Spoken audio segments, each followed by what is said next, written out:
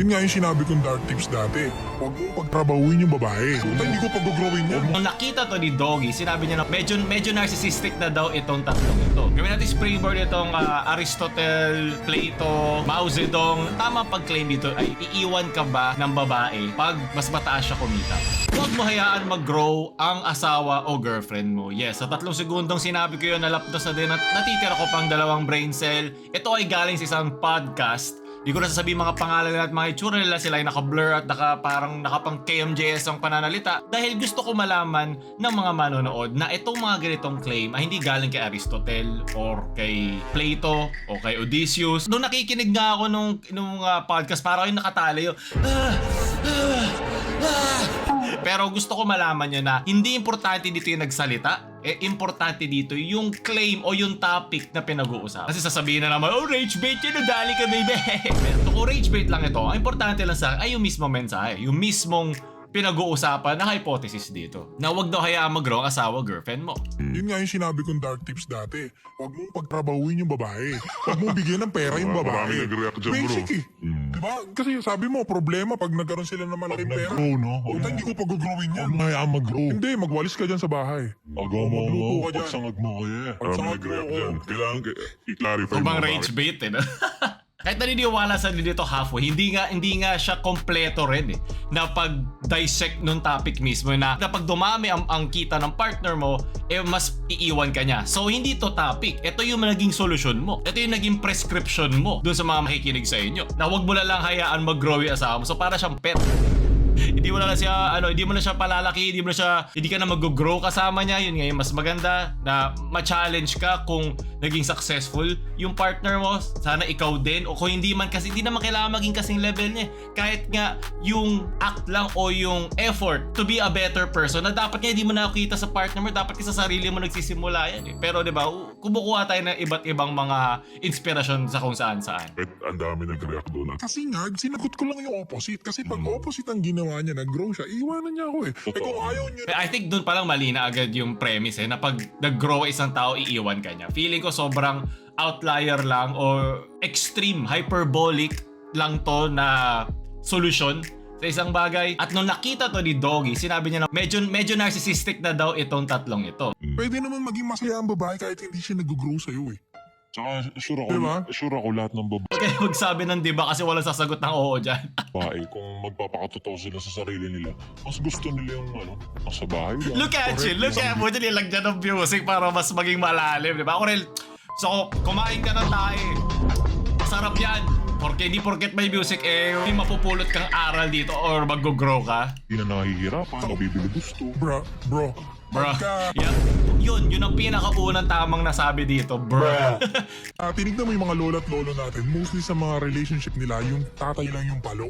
Yeah. Yung lolo lang yung palo. Yung lola mo, Magandang example, Podcaster 1. Lolo't lola, noon, ito mga paniniwala at mga pag-iisip noon, pwede na tayo mag-grow. Diba? 50 plus years na simula nung kabataan nila, men. Pwede na tayo maging pagbabago sa mundong ito. Diba? Nag-e-evolve slowly. Diba tayo sa pang-araw-araw, modern na mga mundo at paniniwala na hindi ko sinasabing perfecto na agad. Magka-clash talaga yan with the old, the new, at dun nagpo-progress ang society. Dun nagpo-progress ang culture. Nag-change. Depende sa kung ano na nangyayari ngayon. Noong panahon ng lolo at lola natin, wala namang internet, diba? Ang laki na agad change, no? Ang laki na agad pagbabago yun sa kanilang mga pag-iisip compared sa panahon ngayon. So, maganda yun. Yung unang maganda example. magaling lang magluto.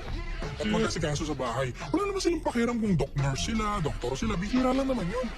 Noong 90s o 80s, bihira lang nakatapos ng gano'n. Mas marami yung andyan lang sila sa bahay, masaya sila, pero hindi sila naghiwalay. Lola at lolo mo sila hanggang tumanda sila. Ito na Nakakagago. Nakakaulol eh. at nakakapagtaka na bakit ang dami pa rin babae ngayon na parang lost sila. Ano ba daw gagawin nila sa relationship? Hindi nila alam paano gagawin nila sa relationship. Lumalayo pa kayo eh. Yung lolo't lolo nyo, buhay oh. Buo. Di ba? Naabutan yung sila pa rin. Bakit hindi sila tanungin? Anong ginawa nila? Huwag kayong magtrabaho, girls. Kapag yung kamay nyo kumilos, putulin ko yan. Sasaksakin ko yan. Hindi naman siya ganun. Ang gusto kong So, malaman. ito yung ano na to, more on comedy na. Hindi, wag na kayo maghanap ng wisdom doon. Hanap na lang tayo ng laughter. No? Importante din naman ang tumawa. So I think mas comedic na to. Hindi dahil sa hindi ka nagtrabaho, kundi ano bang trato sa'yo ni Lolo? Ano bang trato mo kay Lola? Ako naman sa pera. Diba? Kasi iba na nga kasi ngayon yung dynamics na kailangan talaga mag-work ang ano. Anong pag-a-adjust ang gagawin mo bilang gusto mo pumasok sa relationship? Diba? So, Men, makipag-communicate ka lang. Hindi naman to mga pipit bingi. Hindi naman mga pader ang kausap natin. Kailangan natin makipag-communicate. Ngayon, pag nakipag-communicate ka, kung hindi siya makipag-communicate back, then pwede ka na mag-reassess ulit. Kung hindi niya naiintindihan yon, baka hindi kayo para sa isa't isa. Baka hindi ready yung isa't isa sa inyo.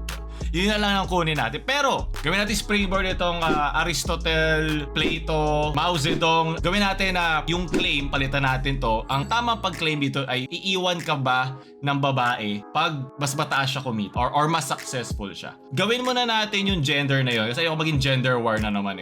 Tapos gawin natin partners. Kasi meron kasing mga studies, itong gender identity and relative income within households na ginawa ng NBER nung 2013. May Bertrand Pan tsaka ni Kamenika. So napansin nila dito na yung mga couples ay less likely mag-asawa kung mas mataas yung kinikita ng babae kaysa doon sa lalaki. Specifically lang doon sa dalawang yun. Kasi mga babaeng asawa na mas malaki ang kinikita ay mas tumataas yung divorce rate at yung marital dissolution na tinatawag. So, ang claim lang naman doon ay nagkakaroon ng tension. Hindi pa nila makorelate sa kita kasi marami namang factor sa isang relationship eh. Malaking parte ang pera, totoo yan.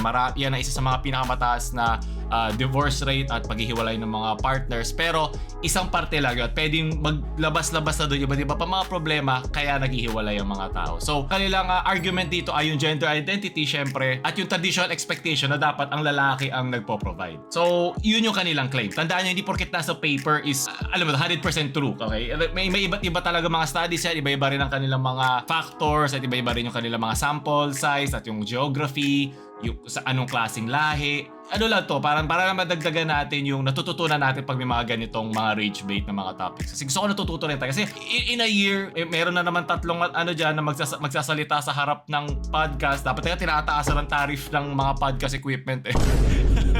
Pero na magsasalita ng mga ganon, tapos magkakaroon sa engagement, tapos mag-fall off na. Doon yung parang cycle. No? So, meron pa isa pang study sa Rogers 2004 na sinabi ng Dollars Dependency and Divorce for Perspectives on the Roles of Wives' Income. This article delineates and assesses the evidence for 4 perspectives that have guided previous research on relationship between wives' economic resources and marital stability. Siyempre, through time, nag-iiba-iba din ang opportunities ng mga genders sa iba't ibang parte ng panahon. At ngayon, mas marami na opportunities compared noon. Diba? Ang mga babae specifically. Hypotheses from these perspectives were tested using event history methods and 1980 to 1997 file data for 1,704 individuals from the marital instability over the life course study. Both wives' dollar income, wives' percentage of total family income, ang naging measurement nila for economic resources. So yung association between wives' income and percentage and divorce form the inverted U-shaped curve. Pa-inverted U naman yung relationship. Meaning, pag nasa dulo na, nasa hundreds na or 100% na nung couple income ang kanyang pinapasok, mas less naman sila humiwalay. Pero pag 50% may bandang gitna na, dun yung tension ng pinakamataas. So dun sila nagtatalo. So ibig sabihin, hindi natin masasabi na porket mas mataas yung kinikita mo, mas likely kayong maghiwalay. Hindi. Ang sabi doon sa static yun, habang tumataas nga habang nagiging 190% nung pagkabuang income ng household ay nanggagaling doon sa babae, bumababa yung kanilang paghihiwalay. So doon pa lang meron na agad dalawang conflicting studies. So ibig sabihin, hindi siya definitive, di ba? Yun yung sinasabi ko, pag gumagawa tayo ng claim, huwag tayo magbigay ng prescription kasi yung ginawa kasi nila doon sa topic, meron na agad silang side o angle na gusto na agad iplakado o i-concretize dun sa audience nila. Which is mali. Kasi hindi mo tinuturuan mag-isip para sa sarili nila yung mga tao. Okay, eto dapat. Ganun na agad. Dapat eh. Kaya natawag siyang normative claim. A normative claim is what is ought to be o ano dapat ang isang bagay. Pero pag ang sinabi mo ay isang empirical claim, yan yung merong statistics, merong mga thesis, ito mga ginagawa natin, merong mga papers, merong mga magkakaibang studies na pinagko-compare natin para mas maganda at hybridize yung ating conclusion or at least kahit best argument or logical explanation sa isang bagay. Pero yun nga, ang tao ay patuloy na natututo, ito ay isang parte lang sa pagkatuto. Diba? Kaya hindi nga natatapos sa 4 na sulok na silid-aralan, na sa 4 na sulok na isang podcast. So, okay, pagpatuloy natin. Itong red pill interpretation na ito ay mas nabubugbog or mas humihina ang claim nung lumabas isang study kay Schwartz and Gonalons-Pon nung 2016. So, tinignan nila yung mga marriages sa iba't ibang periods. Pero tulad nga nung napansin natin na ginawa example kanina ni Aristotle doon sa kanilang podcast, ay for couples married noong 1960s to 1970s, doon lumalabas yung association na pag mataas ang kita ng babae ay nagkakaroon ng marital instability. At bumababa siya as the decades go by. So yung mga couples naman noong 1990s ay hindi na ganun ka big deal kung mas malaki yung kinikita ng babae o hindi. So naging big deal kasi syempre nag-iiba na ang gender roles. Kung hindi man nag-iiba ay mas nagiging open to all na ang mga gender roles na previously ayun ang parang pinaka-karamihan na ginagawa. Ngayon, pwede mo pa rin naman gawin. Hindi mo naman need mag-change. Pero, kailangan maghanap ng isang partner na ka-mindset mo. So, hindi mo kailangan ipilit ito sa iba. Kasi sabi ko, dapat ganito, dapat lahat. Hindi naman dapat lahat ay maging traditional or maging modern. Nagharap ka ng isang relasyon na masaya ka nandun sa loob. Ganun dapat. So sinabi dito sa trends in relative earning and marital dissolution, are wives who out-earn their husbands still more likely to divorce. So, pwede natin isipin ang divorce as parang paghihiwalay, pwede din yun. Tapos, ito yung mga figures na meron sila. Sa figure number 4, hazard rates of marital dissolution, sinabi dito na pag itong 80 to 100, yan yung percentage ng kanilang total couple earnings, yung magkasama sila. So, habang umaabot sila sa 100, ay bumababa yung kanilang paghihiwalay. At tumataas pag lumalagpas na ng 50% for the woman. So, dito makikita natin na hindi ibig sabihin na mas marami pinoprovide ng babae ay nagkakaroon ng marital dissolution. Ito yung nangyayari pag hindi nila nakakommunicate sa isa't isa, ano ang tingin nila sa kanilang relasyon. Kaya dapat lagi kayo nag-uusap. So, sinabi dito na this includes couple married in 1968 or later in which one spouse is the household head and in which wives married between 16 and 40 years of age. So, gamit dito ay mga Latino. So, di ba, iba-iba rin siya per time. Pero kasi yung ating conclusion na para hindi ako iwan is hindi ko siya hahayaan mag-grow.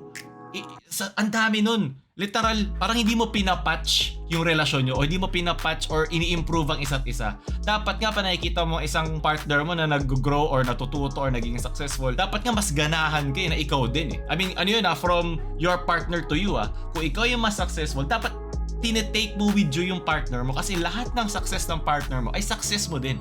Lahat ng failures nyo ay failures nyo din.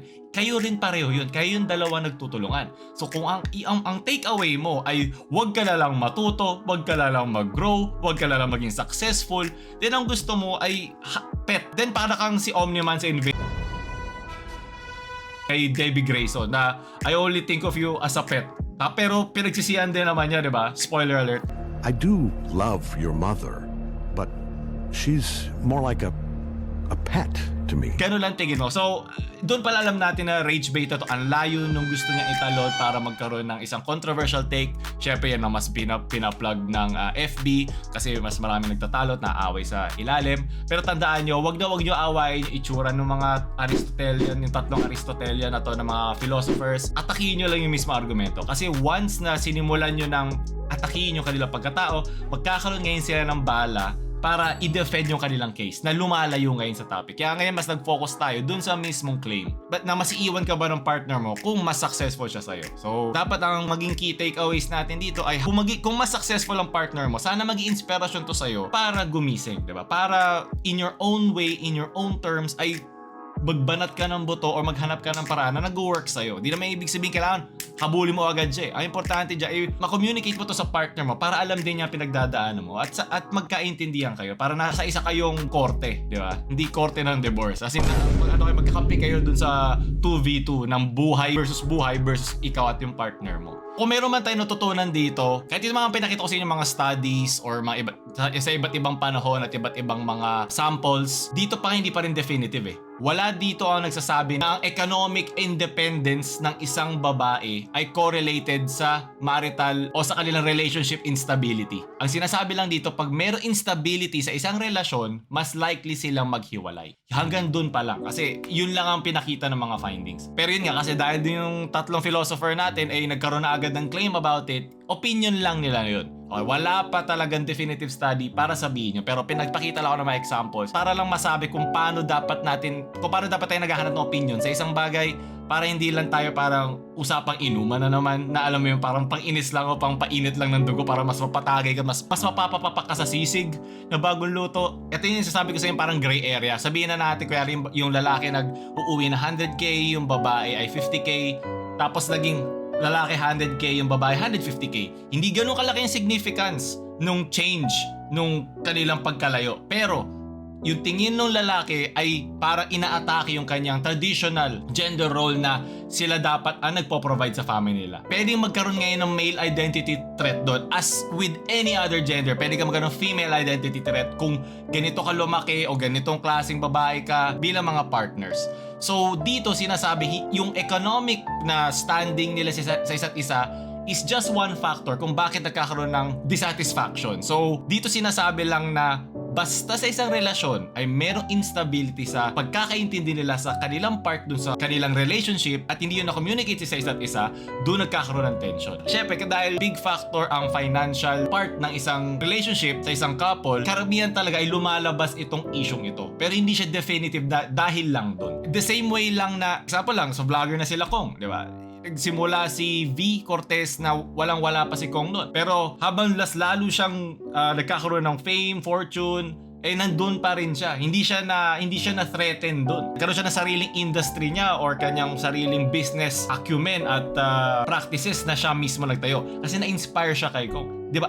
That's a good example. Isang good ending yan. Kung nag-iisip ako ng isang way para pagsama-samahin natin yung natutunan natin ngayon, I think nag-stem ito sa history. Dahil historically, ang mga lalaki ang nagpo-provide, yun ang naging norm na belief nila around sa kanilang neighborhood, sa kanilang mga mahal sa buhay. Ngayon, habang nag-iiba ang panahon, mas dumadami na ngayon yung chances na that's not the case. Mayroong mga masayang mga house husbands, may mga masayang iba ang roles nila sa kanilang partner. And as long as masaya kayo at na-communicate nyo ito sa isa't isa, then wala na dapat may pakialam dito ang mga sinasabi ng mga tao na sa harap ng isang mic o ng isang camera.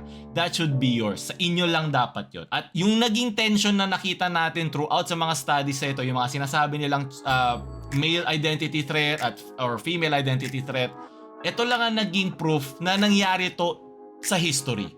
Pero hindi na to need maging proof moving forward. Pwede na to mag-change. As cultures change and modernization, iba na rin ang thinking, nag-iisa siyang claim dahil yun ang nangyari nung before. Pero hindi siya proof na nangyayari siya now. Isa lang siyang parang hypothesis o claim amongst all. Pero hindi siya definitive claim. So yun lang ang magandang matutunan natin doon. So pag sinabi natin na ang ating solusyon ay wag nating tulungan ang ating partner maging successful or mas hanapin ang sarili nila, mas pinapakita nun yung insecurity natin sa ating sarili kasi alam natin na makikita nila yung tunay na tayo. Parang alam mo yung mga naka-rose-colored glasses lang. Tapos nung tinanggal mo, putya, ito pala ang aking partner. Ano pala siya, pabigat pala. Hindi siya naghahanap ng paraan para mapabuti ang sarili niya. Diba? Yun ang mas magandang positive net growth for both persons in the relationship. At I think yun yung mas magandang pag-focusan doon kesa ito dapat ang gawin ng isang babae o ito dapat isipin ng isang lalaki sa isang babae. Rage-baity at controversial instead of positive at constructive. So I think doon natin tapusin yon. Sana nagustuhan nyo yun at comment pa kayo ba mga bagay gusto yung pag-usapan natin pag mga ganitong yap sessions. Isip ko kung kung paano yung mga usapan ng mga philosophers noon before painumin ng milk of the poppy si Aristotle. Pero yun lang. Paul Pamalas.